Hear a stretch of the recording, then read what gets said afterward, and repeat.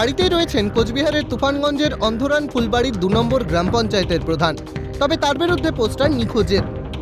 পঞ্চায়েত প্রধান বিষয়টিকে তৃণমূলের কারো পরিকল্পনা বলে দাবি করলেও স্থানীয় মানুষ বলছেন তার থেকে পরিষেবা পাওয়া যায় না বলেই জনগণ এই পোস্টার মেরেছেন।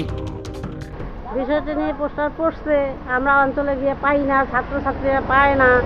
আমি 3 দিন ধরে ঘুরে আসছি, পাই নাই অঞ্চল প্রধানের সই আনতে, প্রধান নিখোঁজ।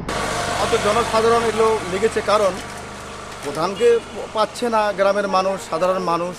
হ্যাঁ, মানুষের অসুবিধা, মানুষের দাবি, এটা মানুষের দাবিটা সঠিক দাবি।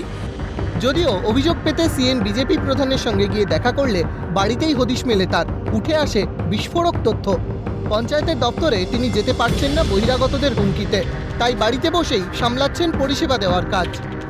তুমি তো এসে দেখতেই পেলে আমি কোথায় আছি, সে উত্তরটা তো তোমার পরিষ্কার। নিখোঁজ যদি থাকতাম তাহলে তার বাড়িতে এসে পেতে না। সাধারণ মানুষ বাড়িতে আসছে, আমি বাড়ি থেকে আপাতত পরিষেবা দিচ্ছি। আমি বাড়ি থেকে বেরিয়েও ছিলাম, বহিরাগত কিছু লোক আমাকে অশ্লীল ভাষায় গালিগালাজ করে।